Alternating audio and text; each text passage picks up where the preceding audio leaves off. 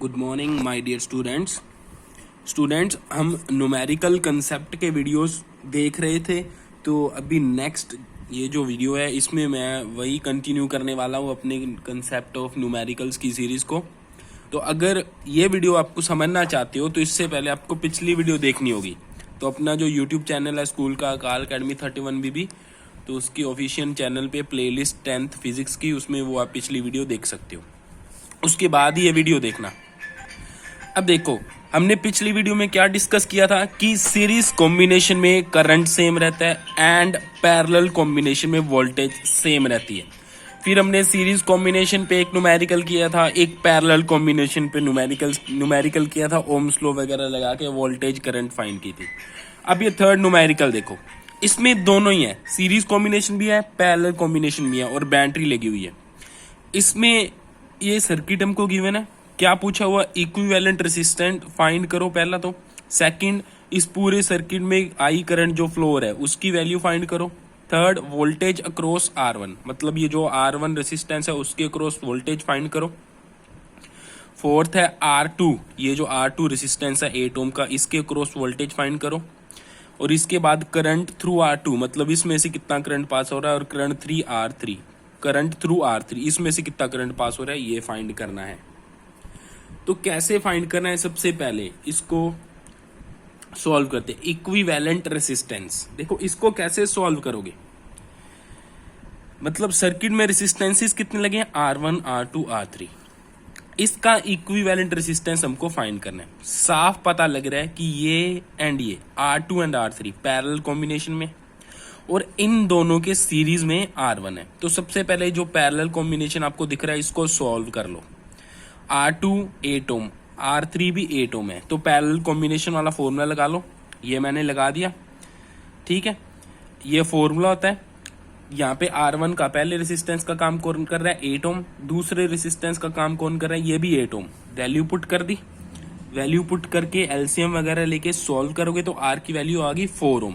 मतलब इन दोनों रेसिस्टेंसेस को अगर मैं 4 ओम रेसिस्टेंस से रिप्लेस कर दूं तो कोई फर्क नहीं पड़ेगा, क्योंकि इन दोनों रेसिस्टेंसेस का इक्विवेलेंट रेसिस्टेंस क्या है, 4 ओम।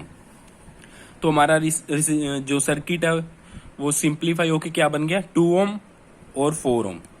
अब ये एक ही ब्रांच में है तो इसका मतलब ये सीरीज में है, तो इनको ऐड कर दो। ऐड कर दोगे तो 4 + 2 6 ओम हमारा इक्विवेलेंट रेसिस्टेंस आ गया पूरे सर्किट का। क्या किया मैंने, पहले इन दोनों को सॉल्व करके इक्विवेलेंट रेसिस्टेंस निकाला। इससे हमारे पास यहाँ पे ये सिंप्लीफाई सर्किट बना, यहाँ पे 2 रेसिस्टेंस है, नीचे तो बैटरी वगैरह वैसे ही लगी रहेगी, तो मैंने वो दोबारा नहीं बनाया। पैरेलल कॉम्बिनेशन सॉल्व करने के बाद अब हमें क्या दिख रहा है, सीरीज कॉम्बिनेशन में है दोनों, तो सीरीज वाला फॉर्मूला लगा के इक्विवेलेंट रेसिस्टेंस निकाल लिया। तो फर्स्ट पार्ट हमारा कंप्लीट हुआ। सेकंड हमको फाइंड करना है करंट थ्रू सर्किट।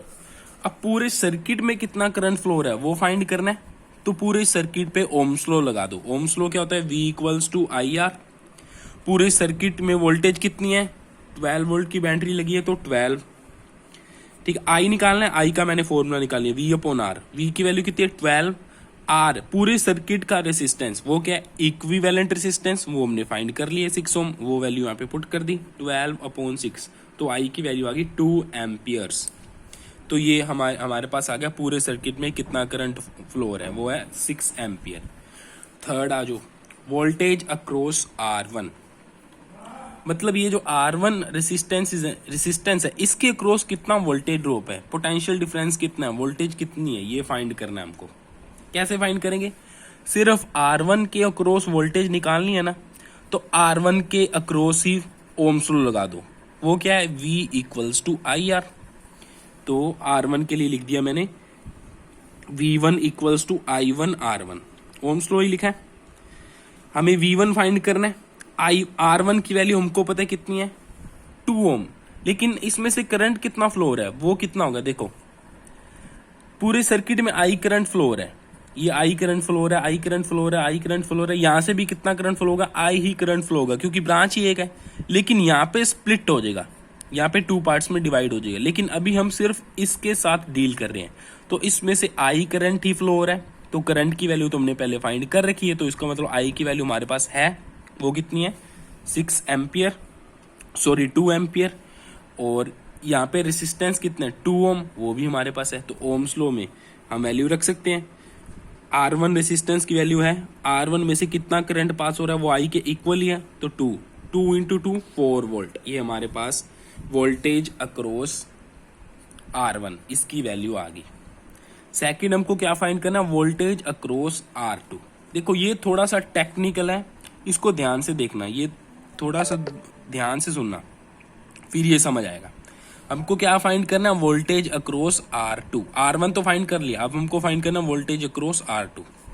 ये कैसे फाइंड करेंगे, देखो R2 and R3 parallel combination में है, पैरेलल कॉम्बिनेशन में वोल्टेज ड्रॉप सेम होता है, तो R2 के ऊपर जितना वोल्टेज ड्रॉप होगा R3 के ऊपर भी उतना ही वोल्टेज ड्रॉप होगा, वही हमको फाइंड करना है।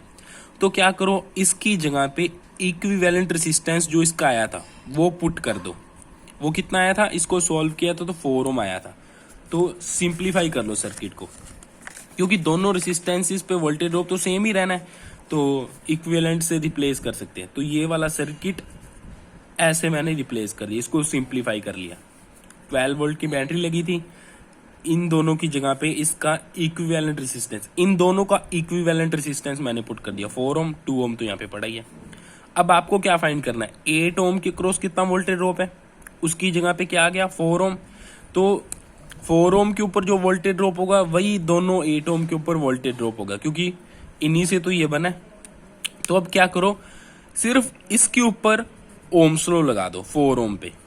अब करंट आई चल रहा है, आई ही जाएगा पूरे में से, क्योंकि ब्रांच ही एक है। तो इसमें से कितना करंट चल रहा है वो आपके पास है आई, जिसकी वैल्यू 2 एम्पियर हमने फाइंड कर ली है। और यहाँ पे रेसिस्टेंस कितना 4 ओम, वो भी आपके पास है, तो ओम्स लॉ लगा दो। V इक्वल्स टू क्या होता है आई आर, आई की वैल्यू 2 एम्पियर, आर की वैल्यू यहाँ पे कितनी है 4, 2 इंटू 4 8 वोल्ट। तो R2 के ऊपर कितना वोल्टेज ड्रॉप है 8 वोल्ट, R3 के ऊपर भी सेम ही वोल्टेज ड्रॉप है 8 वोल्ट। ठीक है, इसने सिर्फ हमसे R2 के क्रॉस पूछा था, अगर R3 के क्रॉस भी पूछा होता तो हमारा आंसर सेम ही होता, क्योंकि दोनों पैरेलल कॉम्बिनेशन में है। ठीक है, तो अभी तक हमने क्या किया, इक्विवेलेंट रेसिस्टेंस फाइंड किया पूरे सर्किट का, फिर हमने करंट फाइंड किया 2 एम्पियर वैल्यू आई थी, फिर हमने सिर्फ इसके अक्रॉस वोल्टेज फाइंड की, उसके बाद हमने यहाँ पे वोल्टेज ड्रॉप फाइंड की। अब हमको क्या फाइंड करना है, करंट थ्रू R2। ये R2 है, ये R2, इसमें से कितना करंट फ्लो हो रहा है ये हमको फाइंड करना है। देखो पूरे सर्किट में कितना करंट चल रहा है आई, यहाँ पे भी पहुंचा आई, लेकिन अब यहाँ पे 2 पार्ट्स है, तो करंट 2 पार्ट्स में स्प्लिट हो जाएगा, कुछ पार्ट तो इधर चला जाएगा, कुछ पार्ट इधर चला जाएगा, फिर ये दोनों करंट आपस में मिलके वापस यहाँ पे आई बना देंगे। अब यहाँ पे कितना करंट जा रहा है वो हमको फाइंड करना है। तो क्या करो, सिर्फ इतनी जगह पे ओम्स लॉ लगा सकते हो, लगा दो। देखो यहाँ पे कितना वोल्टेज ड्रॉप है ये हमने फाइंड कर लिया है, यहाँ पे रेसिस्टेंस कितना है वो हमने फाइंड कर लिया है, वो हमें गिवन ही है। तो आई फाइंड करना तो कर सकते हो, तो क्या करो, सिर्फ इतनी जगह पे ओम्स लॉ लगा दो। इसको मैं क्या लिखूंगा, V2 equals to I2 R2। I2 find करना है तो ये हो गया V2 बाई R2। V2 की वैल्यू पहले ही हमने फाइंड कर ली 8 वोल्ट, रख दी। R2 की वैल्यू हमें गिवन है 8 ओम, रख दी। सॉल्व किया तो क्या आया 1 ampere. Similarly next 6th part में हमको क्या फाइंड करना है, 6th पार्ट में फाइंड करना है यहां से कितना करंट फ्लो हो रहा है। तो वही यहाँ पे वोल्टेज ड्रॉप आपको पता है, यहाँ पे रेसिस्टेंस कितना आपको पता है, तो यहाँ पे भी ओम्स लॉ लगा दो, लगा दिया। I3 equals to V3 by R3, Ohm's law से आया। देखो क्या लिखता मैं, V3 equals to I3 R3। इससे I3 की वैल्यू क्या थी, V3 बाई R3। V3 की वैल्यू मतलब voltage across third resistance find कर लिया, रख दी।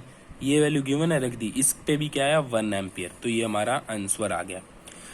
तो इस तरह से हमने क्या किया, पहले इक्विवेलेंट रेसिस्टेंस के न्यूमेरिकल किए, फिर हमने सीरीज कॉम्बिनेशन के न्यूमेरिकल किए, फिर पैरेलल कॉम्बिनेशन के न्यूमेरिकल किए। ये मैंने क्या किया, मिसलेनियस दोनों ही आगे वो न्यूमेरिकल किए।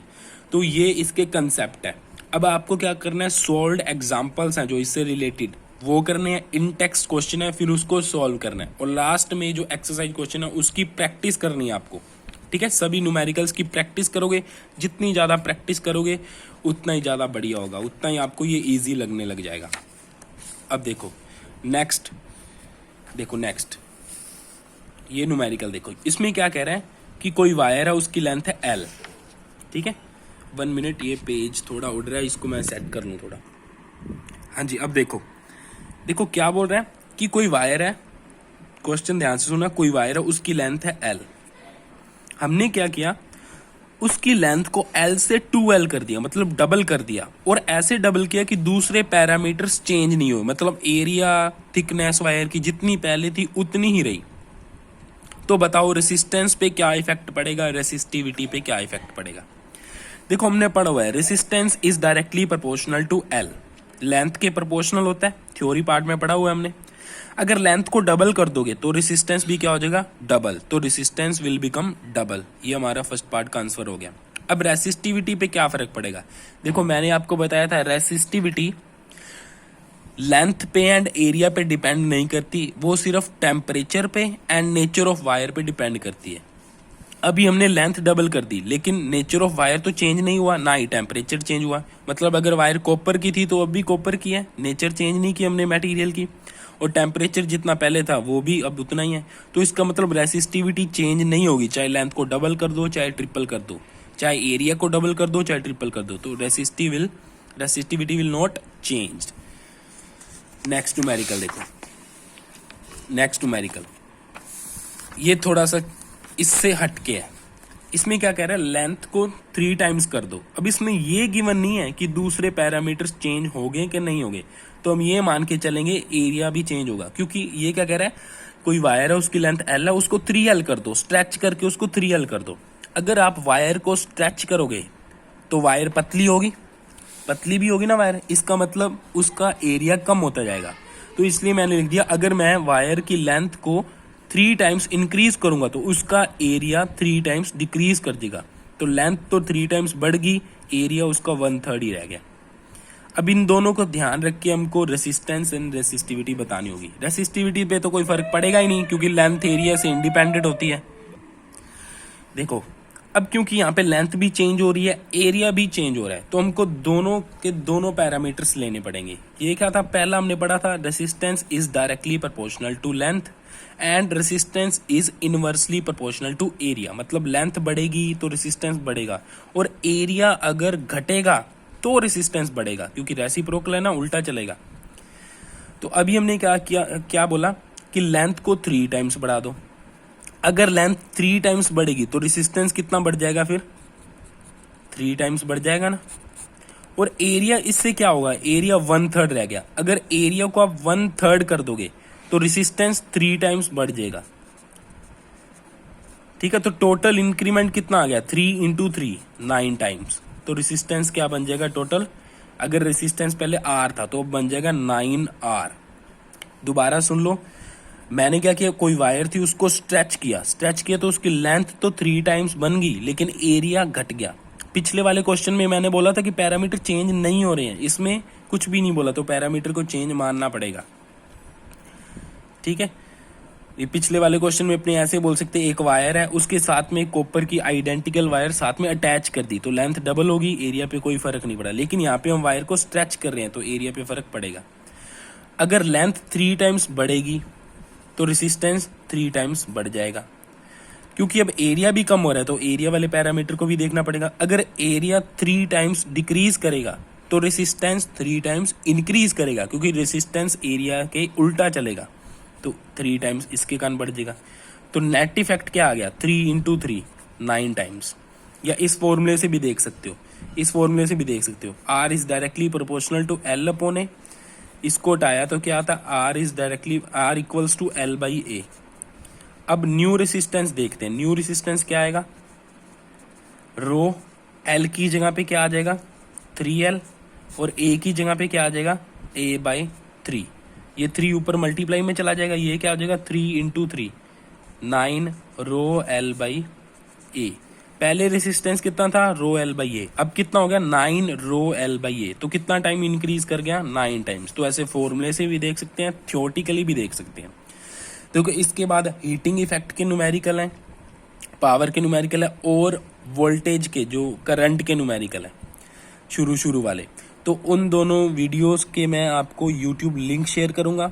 और नेक्स्ट वीक में, ठीक है, 11th क्लास है, उसका जैसे ही 2nd चैप्टर खत्म हो जाएगा, देखो 12th 11th में भी रोज वीडियो शेयर करनी होती है, तो 11th क्लास में सेकंड चैप्टर जैसे ही खत्म हो जाएगा तो आपका 10th में मैं जो मैग्नेटिक फील्ड वाला वो वाला चैप्टर शुरू करूंगा, और वो हम लगातार ही करेंगे। तो 11th में सेकंड चैप्टर खत्म होते ही अपने जो फिजिक्स का जो 10th चैप्टर है और 10th क्लास का जो सेकंड चैप्टर है फिजिक्स का वो हम स्टार्ट करेंगे।